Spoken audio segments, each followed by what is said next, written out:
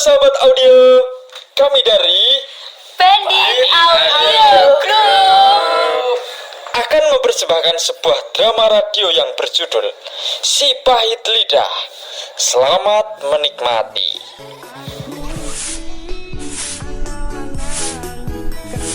Di siang hari yang terik, Mbah Kamto sedang asyik menyapu halaman rumahnya sambil memutar musik.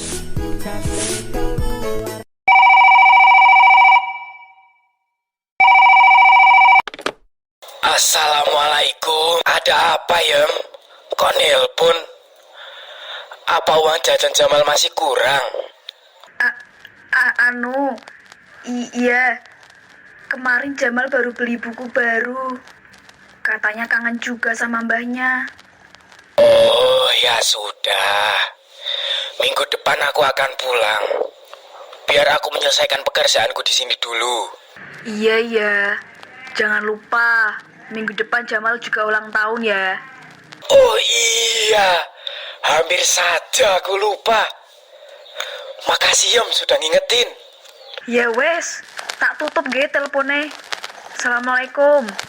Waalaikumsalam. Aduh. Bagaimana ini? Bisa-bisanya aku lupa kalau minggu depan cucuku ulang tahun. Enaknya beli kado apa ya buat Jamal? Kopi? Atau tembakau? Aduh, lupa aku. Cucuku kan masih umur 6 tahun. Ya sudahlah, aku pikir nanti malam saja. Mbah Kamto kembali melanjutkan aktivitasnya, menyapu halaman rumah sambil joget tipis-tipis. Di tengah kesibukannya di siang bolong itu, muncullah dua anak SD yang sedang mengintip kegiatan Mbah Kamto dari balik semak-semak. Mereka berbisik-bisik. Shh, lihat tuh, Mbah Kamto lagi ngapain ya? Lihat baik-baik. Jelas-jelas Mbah Kamto lagi pegang sapu. Sudah pasti lagi nyapu. Tapi kok joget-joget juga sih? Iya juga ya. Kita kagetin aja yuk. Rini mengangguk, menyetujui rencana Putri. Mereka mengendap-endap sambil sedikit cekikikan. 3, 2, 1. Bah! Deka.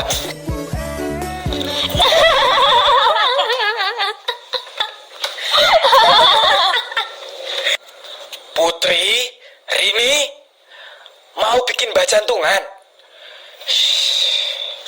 Maaf, Mbah. Ini semua idenya Putri. Rini cuma ikut-ikutan. Tapi kamu juga setuju sama ideku, kan? Putri dan Rini malah sibuk saling menyalahkan satu sama lain. Melihat hal itu, Mbah Kamto menjadi semakin kesal. Sudah. Kok malah ribut? Coba jelaskan. Apa alasan kalian ngagetin mbah? Kita itu sebenarnya cuma penasaran. Mbah Kamto ini lagi nyapu atau joget sih? Pasti mau godain bude-bude yang lewat ya. Hayo. Hush. Ngawur kamu ini. Masih SD omongannya udah kayak orang tua aja. Jangan salah, Mbah. Gini-gini, kami udah punya papa-papahan loh. Berarti kan kami udah cukup tua. Enak aja. Kamu tuh yang udah punya papa-papahan. Yang tiap menit wajib ngucapin, Happy Anniversary, Mama. Semoga Mama sama Papa bisa langgeng sampai punya anak ya. Emot kecup manja. Ih, jangan disebutin gitu dong.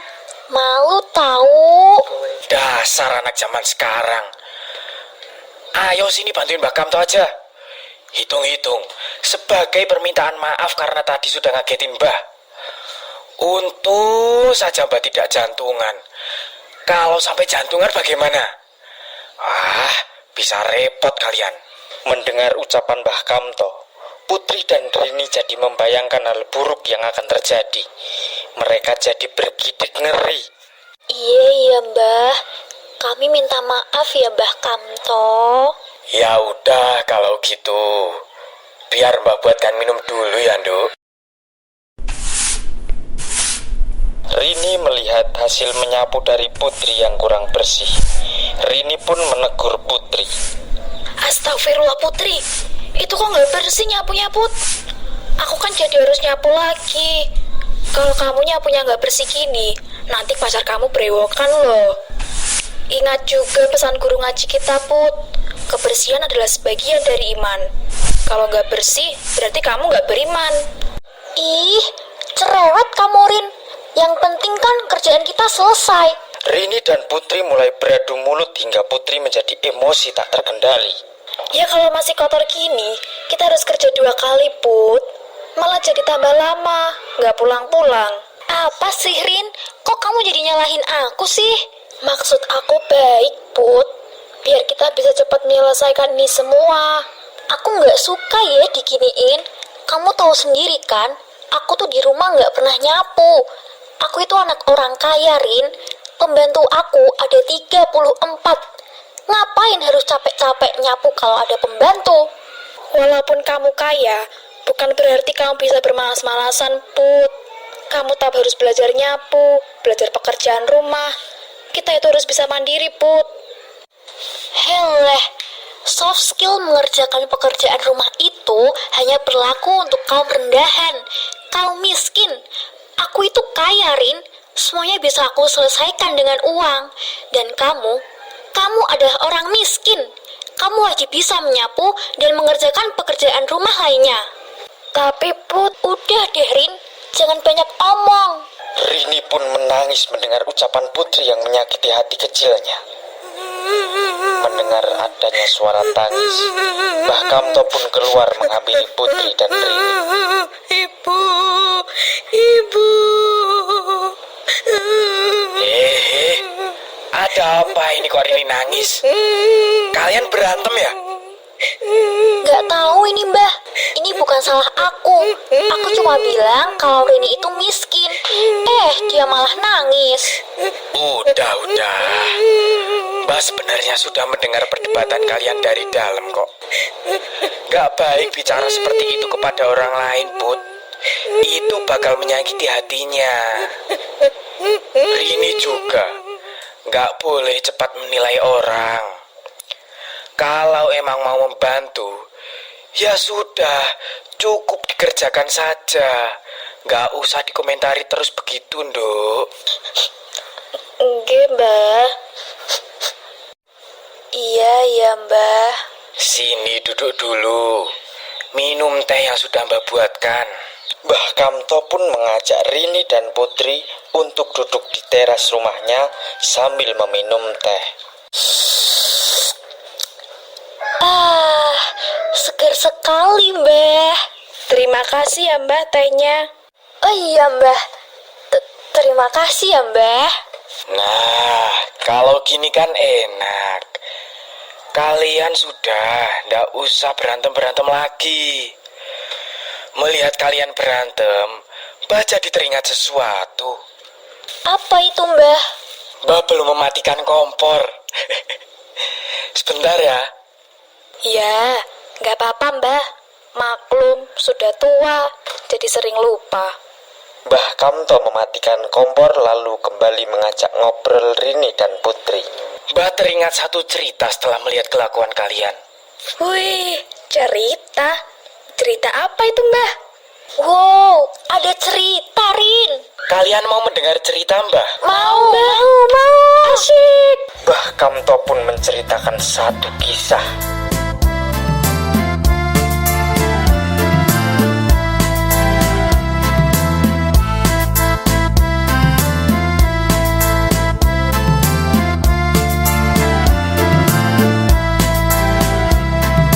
Dahulu kala di Sumedang, tinggallah seorang pangeran bernama Serunting.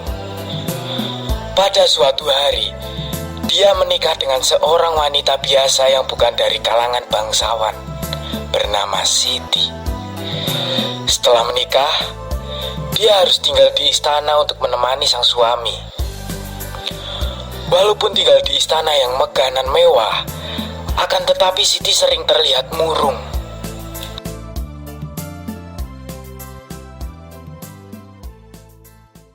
Adinda, akhir-akhir ini engkau sering terlihat murung. Apa yang mengganjal di hatimu saat ini? Kakanda, aku memikirkan nasib adikku, Arya Teping. Dia tinggal seorang diri setelah kepergian ayah dan ibu. Oh, ternyata itu yang selama ini membuatmu murung. Bagaimana jika kita ajak saja Arya Teping tinggal di sini? Bolehkah, Kakanda? Terima kasih banyak. Dia pasti akan senang bisa tinggal di sini. Pangeran Serunting dan Siti pergi mengunjungi sang adik di desa. Bagaimana keputusanmu, Arya? Daripada kamu tinggal di sini sendirian, tinggallah di istana bersama kami. Benar apa yang dikatakan kakakmu itu. Dengan begitu, kau tak perlu repot-repot bekerja.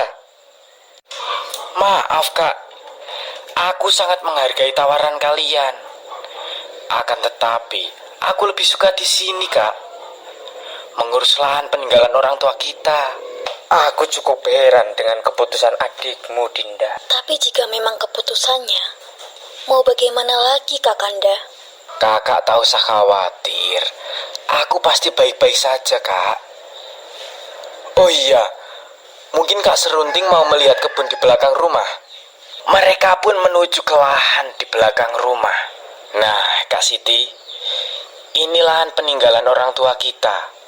Sesuai amanat ayah dan ibu, lahan ini akan kita bagi dua.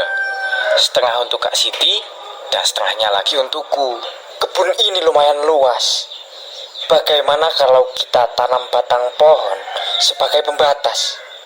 Buat apa, Kanda? Biarlah Arya saja yang mengurusnya. Hanya sebagai tanda saja, Dinda. Agar lebih jelas jika bagian ini milik kita. Boleh saja. Akan kucarikan batang pohon sebagai pembatas. Akhirnya, ditancapkanlah sebatang pohon sebagai pembatas lahan. Di satu sisi milik Arya Teping, sementara sisi lain milik Siti dan Pangeran Serunting tentunya. Hingga pada suatu hari, terjadi sebuah keajaiban. Di batang pohon itu tumbuh jamur emas. Namun jamur emas itu hanya tumbuh di bagian batang kayu yang mengarah ke lahan milik Arya Teping. Sedangkan bagian Siti hanya tumbuh jamur biasa. Arya Teping segera memetik jamur tersebut. Dia begitu bahagia melihat jamur emas itu. Setiap pagi dia pergi ke kebun untuk memetik jamur emas miliknya.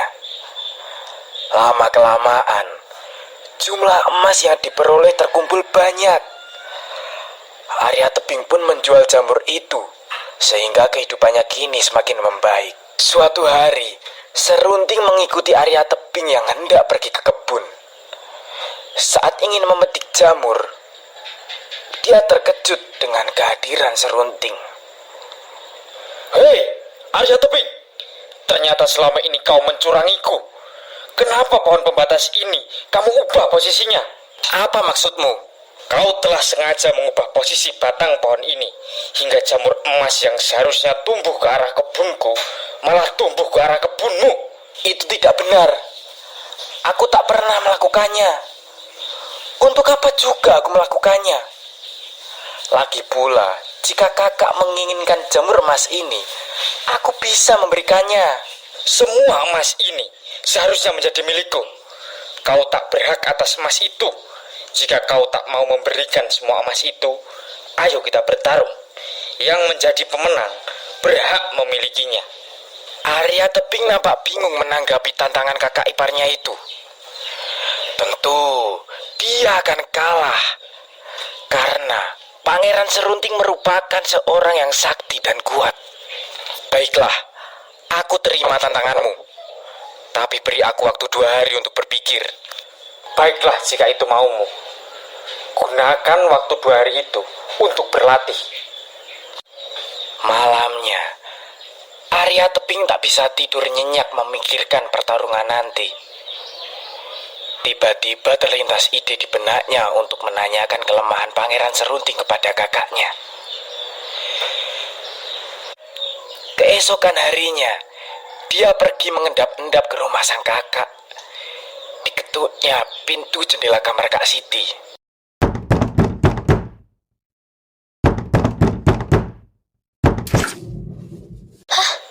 Arya, mengagetkanku saja. Kenapa kau tak lihat pintu depan? Ini rahasia. Ada yang ingin aku tanyakan pada kakak. Arya Tebing pun menceritakan semuanya pada kakak. Hal ini membuat Siti bimbang. Di satu sisi, dia ingin menolong adiknya. Namun di sisi lain, dia juga tak ingin mengkhianati sang suami. Baiklah, akan aku beritahu kelemahannya. Tapi berjanjilah padaku untuk tidak membunuhnya. Tentu saja, aku tak akan sampai membunuhnya. Akhirnya, Siti membuka rahasia kelemahan Pangeran Serunting.